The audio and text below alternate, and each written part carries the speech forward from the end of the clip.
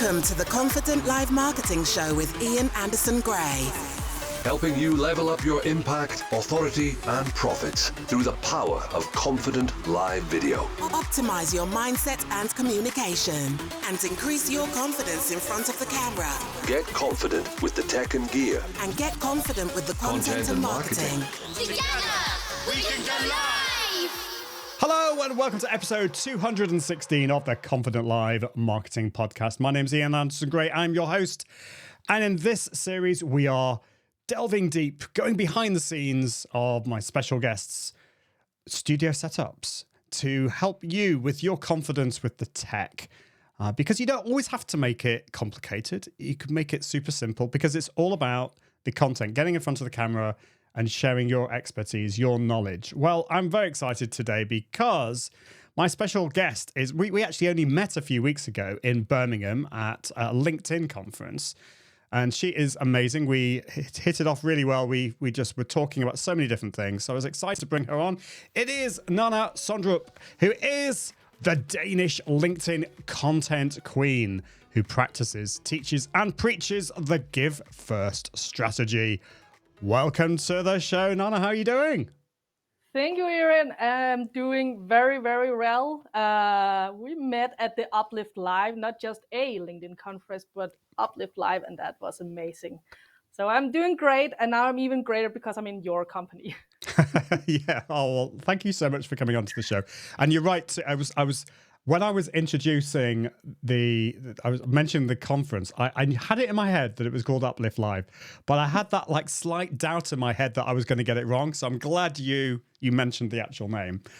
And that was a great conference, wasn't it? Now, so you spend a lot of time on LinkedIn. So tell us a little bit more about this whole.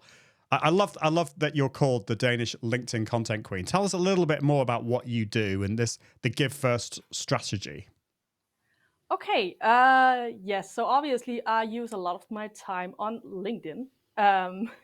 Therefore, the name was actually giving the title Content Queen, LinkedIn Content Queen, from some of my competitors, but more like colleagues, you know.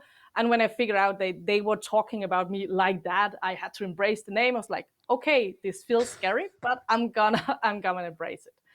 And the Give First strategy is something I just said randomly about 5-6 years ago when I started. I say like, just give first, ask later. That was the idea. Instead of, can you buy from me? Can you buy from me? I have this product, pitch. I was like, okay, how about giving something to them first? And when you have given value, history, storytelling, something that they benefit, then you might ask, oh, can you use my product? So that was the whole idea. So basically content marketing. But it was just said, so it made sense to me, and other people say like, oh, that sounds amazing. And as go for the LinkedIn content queen, that was the same with the Give First. Other people resonated with it, so I just embraced it. And now I've been an entrepreneur for about 6 years, just teaching mostly content on LinkedIn. But obviously, as any other tool, you can't just teach in one thing. Sometimes you go and catch on to a little bit of different things, like teaching Confident Live, and suddenly we talk a little bit about equipment, and suddenly we talk a little bit about personality and how you fit in, all of that kind of thing. So yeah. I'm kind of same in that area. That's awesome. That's amazing. There are so many different moving parts with all of this, isn't there? And I'm definitely behind you with the whole Give First strategy. I love that term because it is, I think you have to demonstrate, well, you have to build that trust, don't you? You know, people need to, before they buy from you, you have to show them your expertise, but also that you're not a serial killer. You are a nice person, that you know what you're talking about. You know what I mean? It's like such a random thing to say, but it is true. I really loved it. Yeah. My kind of humor. Oh dear. Well, so you've been doing this for 6 years as an entrepreneur. Yeah. What's been you're going to come back onto the show to talk about your kind of confidence and communication journey. But when it comes to actually creating video content, if you're listening to the podcast, by the way, do pop over to iag.me/216 because you can see some of the images. You know, I think Nanna has this amazing background. I've just commented when she came on, and I loved that. It's really visual. It looks great. It's actually simple, but really visual. I assume it's not always been like that for you. So when you first started off, what was it like? Tell us maybe some of those early struggles and challenges that you had in getting in front of the camera. Were you always like raring to go with the whole camera thing? No, I was very, very scared in the beginning, to be honest, like very, very scared of it. So it's a long journey. So I'll try to pinpoint some of the most important learnings. When I started doing any kind of video, it was actually as a job seeker. I didn't have much success applying for jobs, so I had to, do something different. And at some point, I was like, okay, I can do video application to show me and how do I talk, how do I sound. And I'm telling you, some of the first that I made, it is torture for me today to watch it. Because it's really not me. I don't shine. I don't I don't wave my arms, which I do normally when I speak and everything. It was just very robotic, very static, very cold. Because I was scared saying something wrong. I was scared doing something stupid or whatever. So everything about the camera was intimidating, frightening, and it was not a great experience. And that showed on me like very, very much. However, I still did it. And I didn't do it once or twice. I kept on making these video applications. And that's how I started actually getting comfortable in front of a camera, just to practice it again and again, even though I sounded horrible. And I had the 50 takes, on the camera roll because I was never satisfied. It was never good. But I did get good at editing for the same reason. Yeah. It was horrible. But It's like, yeah. So we'll talk a little bit more about that when you come back on the show, because I do want to dig deeper into that. One of the things that we talked about a lot was perfectionism. We're both recovering perfectionists, and I think the live video journey was definitely helped me. I can resonate with the editing as well, but let's dig into the tech. Because I would love to know, like, let's focus maybe on your microphone. So what is your audio setup, and why did you choose your microphone and your audio setup? I started with something very simple. I think I just bought the first and the best mic that I could get for the least amount of money. And at the time, I have changed a little bit, but not as much as I think other people have. I ended up with something, I can't even remember it, Saramonic Blink 500. I'm reading out loud as I'm saying that, because there is the stand as you have where it's in front of the camera or it's something that just stays the same place. However, I figured out that doesn't really work for me because whenever I do lives, I tend to move around a lot. I make big arm movements and sometimes moving around in the studio, which doesn't make sense for most people, but it makes sense for me. And for the sound not to go up and down all the time, I have something attached to me because that makes sense to me. I don't say that everybody should do that because the sound is actually better when it comes closer to the mouth. However, it really works out for me because I become more natural. My voice does get influenced by how my body can move doing lives. So that's really the best thing for me to be my authentic self when I do lives. That's really interesting. I hadn't really thought about that because, nice. for me, like audio quality is so important. So like I focused on a dynamic microphone, but it's in shot. That's not everyone's cup of tea. But you were saying that, and like a mic, you weren't quite saying it like this, but you could say like a microphone like this that I have would get in the way of your arm movements, and that would then stop you from being natural and being able to speak the way you want to. And everyone's different. That's cool. And I think that's to hit it, and not on purpose. Yeah, like that. Which and that's good. That's good that you've worked that out because that you can it's so important to be natural, and so you've chosen. And not beat your equipment. Yeah. There's different ways of doing this. You could get like you can get a what they call shotgun microphones is one thing, but you've gone for a lapel mic, haven't you? That attaches onto you. And that looks great. It looks great. So that I think you've written it down as the Saramonic Blink 500. Is that right? Does that sound about right? Okay, that's cool. I love that. And then does that plug directly into your computer? How does that work?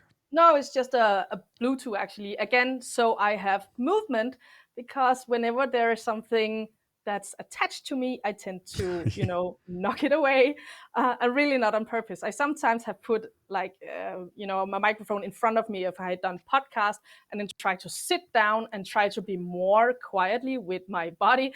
But I tend to always hit it because I do a big arm movement at some point, and it gives some funny moments, but if I knock it down on the floor, it's not that great. No, it's probably funny the first time, but you don't want to do that all the time. Yeah. Exactly. This really works with me. No wires, no something in front of me. That really works for me to be more authentic and feel more. Like when you do live, you don't normally have a response from people other than comments. So at least I can have a response from myself by having the ability to communicate with my body movement. I think this is a very personal thing, but that's just how I feel. So for me to have the freedom to move around, to move my arms, to go back and forth, that really, really helps for me to feel more natural whenever I do lives. Yeah. Oh, that's really helpful stuff. So, yeah, just because people like me talk about having a nice fancy dynamic microphone in front of you, it looks nice. It does look nice, but it's not for everybody, and that is absolutely totally cool. So, microphones, we've talked about that. You don't plug that in; it's Bluetooth, it's wireless, which is another cool thing. And that's particularly good if you're like a fitness instructor. I know somebody who was doing Pilates. Or you could be doing yoga, and obviously you need something that is flexible. Cameras. Now, your image, we've talked about your background, but your camera looks really good. The picture is really, really sharp. I'm interested to know what your choice of camera is, and then any thoughts on that? Yes, the thoughts was, what's on sale? Yeah. Sorry. This is as Danish as it can be, actually. But I didn't want something huge at the time. Again, some kind of budget also came into mind. I wanted something that both could work for like Zoom calls or whatever, that wasn't big and that I could bring with me. So it's just a very, very small Logitech camera that I can just place on top on my screen or whatever. And it works. It works really well. It's nothing fancy. It's not expensive on anything, but it's great at working with me. If I jump around too much, it sometimes loses focus, and I have to help it a little bit. So that's maybe the biggest critique, but I think I'll have that with whatever I pick, because that is, again, who I am. I am not the best at what should you choose for geeking out and the right sound and the right quality of video and such, because I'm very, as you mentioned, I am very much a perfectionist. And when I started, I wanted the right equipment. I wanted to read, I wanted to learn, I wanted to invest. But every time I did that, I just caught myself being like, oh, and then you have a new excuse to not do something. And now you have an excuse saying, oh, I have to learn this to perfection before I can start. So for me, getting more and better equipment sometimes becomes my self-excuse to, not do something because I need to be really good before I can do it, because it has to be perfect. So for me, being very accountable to myself, being like, okay, it has to be simple. It has to be on a budget, because then sometimes it's also very simple. Then I easily just get started. Then I don't have something to hold me back that I have to learn. Again, not saying that you shouldn't do it at some point, or if it makes sense, that's not the point. It's just, for me, I was very self-aware that is something I sometimes use as holding myself back because of my perfectionism. So it really Yeah. worked for me to have something simple, and that's what it is. That is so, so true. And I'm very, very impressed with your like level of self-awareness because I've been down that route too. And I have to admit, I have given in to buying the tech thinking that's going to solve all my problems. And you haven't. And this is really interesting. I assume this is like you've written down here, this is the Logitech C922. Is that right? Yes. The Pro Stream webcam. And like some people I've heard like really like are quite down on the Logitech range and say, you know, they say their budget, you know, and you need to upgrade to like the fancy cameras. And the thing is, you so don't. Like, if you're listening to the podcast again, pop onto look at the video and look at the crisp quality that Nanna has. It's you know, okay, it might not be up to like the mega top professional quality, but I think it's really good. And so like don't knock the Logitech range, and particularly if you're getting started, they're a great range. They're inexpensive, and also they're not complicated. You know, the setup that I've got a Sony camera, and it's not for the faint-hearted. You know, you've got all the settings, and then you have to plug it into a capture card and then into your computer. It's okay. The quality's good, but if you want to just get content created, go for something like the Logitech. I think that's great. Yeah. Definitely. And you have probably my dream, but I just know with myself I will have to learn all of that because it's fun, isn't it? I mean, Yeah. to really go down and like, what can I do and how do I make the best of it? It's really fun to just geek out with equipment. So for me, again, I'm trying to keep it as simple as possible, but I do have some. The first thing is the non-tech thing is that I am close to a window. I have always used that because I think it gives a lot of good lighting, but also it actually helps me to stay more focused and work better. So I'm always close to windows. But the tech part, I use a ring lighting. Some people like it, some people don't. And one of the things that is critical for ring lighting is, for instance, if you have glasses, which I actually do whenever I in front of a screen. Right now I don't, but I can put them on right now. Then you can see it slightly. And what I know this is a podcast, but I'm gonna describe it. So whenever I put my glasses on, it's only when I look very much up, you can see my ring lighting. And that's because instead of putting it right in front of me, as you normally would with a ring light, I put it a little bit to the side and a little bit taller than normally I would. And I know then a bit of the idea of a ring light goes away, but that's because I wanted to experiment what is the best for me. So of course I could put it right behind my camera. Then I can't use glasses because then I get that ring effect in the glasses, and I agree, it's not super nice. So I moved it a little bit to the side, and then it ended up being there because then I didn't have to think about if I had glasses on or not. Yeah, that makes sense, and I think that is one of the big problems with ring lights.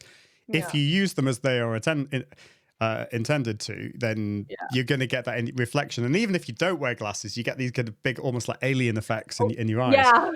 Yeah. But if you have it to one side like that, it looks great. So if you're recording during the day, and you live in a country where you do have some light, then that's good. You can do that. So lighting. Let's go to your computer because obviously that is kind of the brains of the system. So what kind of computer have you got? And maybe kind of go into some of the tools that you use for your content creation. So I didn't nerd that much in about how to pick my computer because I am actually old in gaming and did a lot of gaming. So some of my preferences quickly goes to it has to be adapting to that. And that's just an old habit, I think. I don't think my computer choice had much to do, if any, with live streaming and so on. It was just like, can it also do gaming? And this is not a great answer, but it's a very honest one. However, some of the tools, like software that I use on it, it can takes all of them, which is necessary. So there's of course the online software like StreamYard that I use. I'm very happy with. That's what I use for live stream. Therefore, also LinkedIn. But I also use some editing tools, which is called Vegas Movie Editor. I think it's called. It's not a new and high tech one. Then I use Photoshop to edit my thumbnails for my live stream. Sometimes, if I'm a little bit lazy, I might use PowerPoints because it can do a lot of great stuff too. I'm not a Canva girl, but I am big applying for the Canva system. I think that's about it. It's not super nerd and geeked out as I want it to be, but again, this is me being very self-aware of what I'm, where I go down in a rabbit hole and disappear for weeks and not actually achieving something. So no, that's really important, and I think that I really appreciate your honest answer. Because it's your computers are not just for one thing; that you want it to work for lots of different things. I assume, is it a PC or is it a Mac? I assume it's a PC. If you're 100%. Yeah, because obviously, like Macs, I mean, you can do gaming on Macs, but it's not really the same experience. Exactly, Don't say that. Don't say that. It just doesn't work. It just doesn't work. So that's cool. I was hoping we were going to get a PC user on the show because all my previous guests have been Mac users. So we've got a PC user. That's great. And that's the great thing with the least tech experience of them all comes with PC. That's a bad reputation. No, not at all. And I was a PC user for many years, and I still like PCs. My son is he is a gamer, and so we actually built his PC together. So he's the smart one. Okay. Yeah. So that's great. Thank you for sharing all of those things. And again, I think it is about keeping it simple, isn't it? So just before we get onto the quick fire round, just a brief thing about your personalization of your space. So we can see a really nice background. Maybe explain a little bit more about your studio office space. How have you made it uniquely yours to foster not just your personal style, but also creativity and productivity? Because presumably this is the space that you create all your content, or a lot of your content. Yes, that is true. So a little backstory. 3 years ago, we bought our house. And before that, the studio that I have was just like whatever was possible, So when we moved here, I had a vision like I want this to be something very personal for me. Of course, it has to look at least nice, not necessarily amazing, but at least nice. And I am into this comfy looking background. In Danish, we say hygge.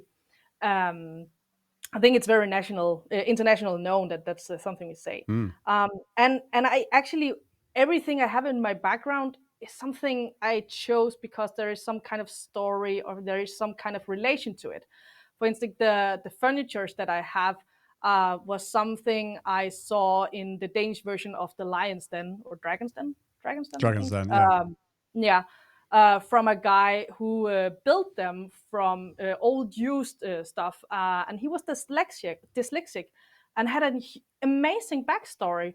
And I was very inspired by it because I'm dyslexic as well. So I was like, I need those furniture to be as a part of my background. Also because it's reusable and there is both a good story and a good message about them. Then I had then put in all of these different things. I had to, I didn't want it to just be like perfectly balanced, because if perfectly balanced, where like one plant in one side, one plant in the other side, it actually doesn't seem balanced in our mind. So I had to choose something where it was different from each side, but still have some kind of balance. And then I put in a lot of stuff that just meant something to me, starting with the classic, all of my books. Because whenever I look at other people's books, I get an idea of what is in your mind, what is in your beliefs. And I wanted to give that to whoever wanted to listen to me. Of course, you can't always see it up close, But I know, for me at least, I can recognize some of my favorite books, even in pixelated, very hard to read kind of version.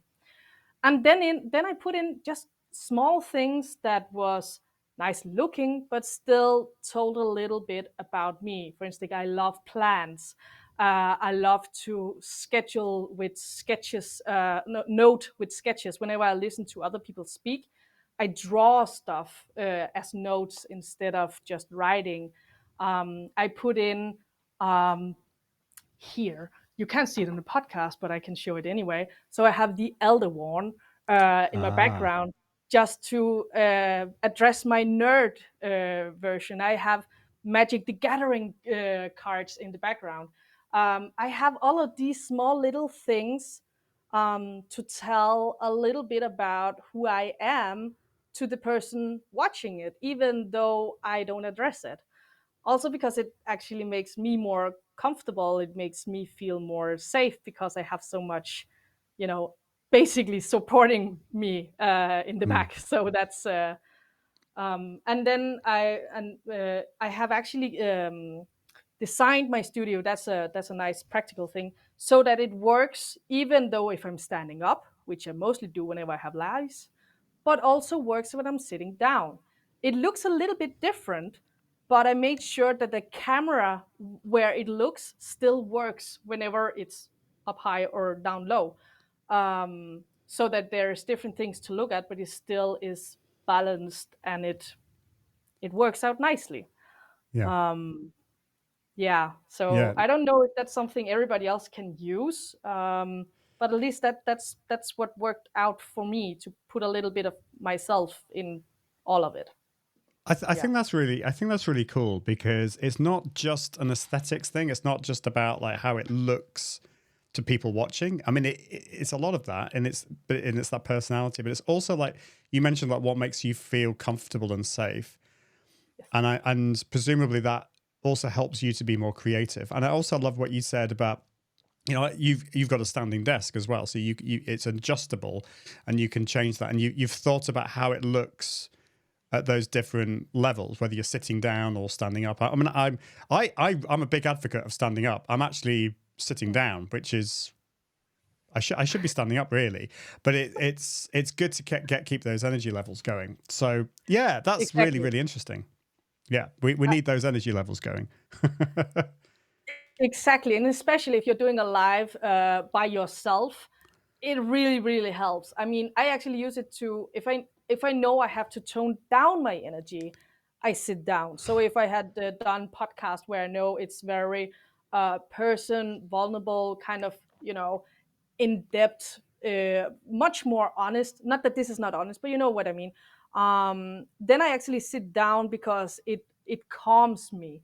But whenever I Yes. do lives, I had to I have to have my best and highest kind of energy, which is also who I am. I am both those kind of energies, but it helps me get that high level energy because I know the screen takes out some of the energy that you can send out to the audience. So for me to have the highest amount of energy that I create for myself, it's helpful whenever I do lives. So that's a way Yeah. for me to Yeah. control my energy level. Standing up, high level energy, outgoing, which very suits me the most of the time. Sitting down is very calming, very comfy, very vulnerable kind of talks. Yeah. So that also works, and I talk slower. Yeah, that's yeah. We are actually very alike when it comes to this. But for my other podcast, we've got a this is the Smart ADHD podcast. We've got quite a long, very kind of quite vulnerable in a way kind of podcast. And so yes, we're sitting down. It's a lot more kind of relaxed, and the energy levels is much lower down, and that works really well. But for these are kind of shorter, kind of more energetic, I suppose. And so the standing up thing, I should be standing up. So you've reminded me about that.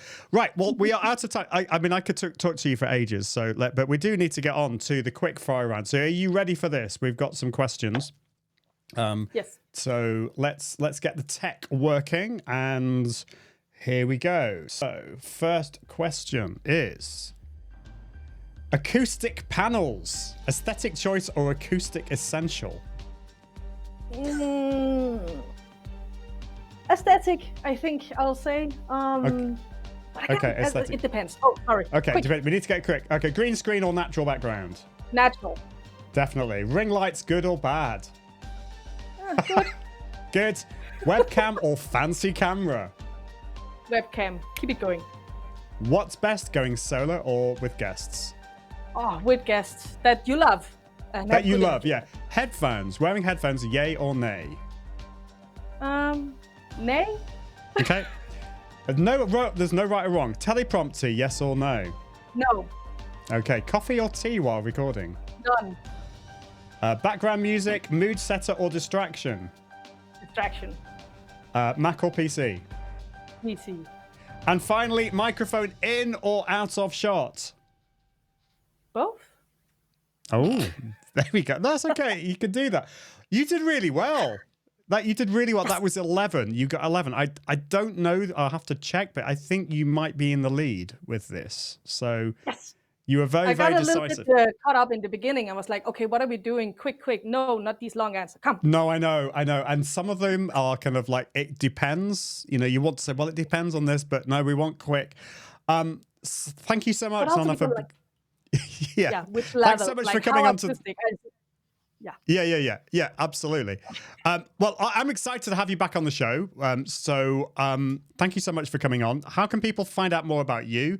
You have, I assume, scattered yourself across the socials on the interwebs. So where's the best place for people to find out about you? Obviously, LinkedIn. Benefit of being LinkedIn content queen, that is my game. I do write in Danish though. However, other people said that the translation button works perfectly. I can't say for myself if that's true or not, but it's other people's recommendation. And no matter what language you speak, you are welcome to follow and connect with me. Yeah, these translate options are fabulous, and it's only getting better with AI. But do follow Nanna, because she's great. She's awesome, as you have already found out. With this podcast. Thank you so much. Well, I'm looking forward to having you back on the show in the next season. Yeah, thank you so much. Awesome. Thank you, Ian. So that is the end of this episode. Thank you so much for plugging us into your ears, or watching, or reading, in fact, because this is also a blog post that you can find out more at iag.me/216. I think I've got that right. Always get confused with these numbers. But until next time, I encourage you to level up your impact, authority, and profits through the power of Confident Live Video. See you soon. Bye. Thanks for watching the Confident Live Marketing Show with Ian Anderson Gray. Make sure you subscribe at iag.me/podcast so you can continue to level up your impact, authority, and profits through the power of live video. And until next time, Toodaloo.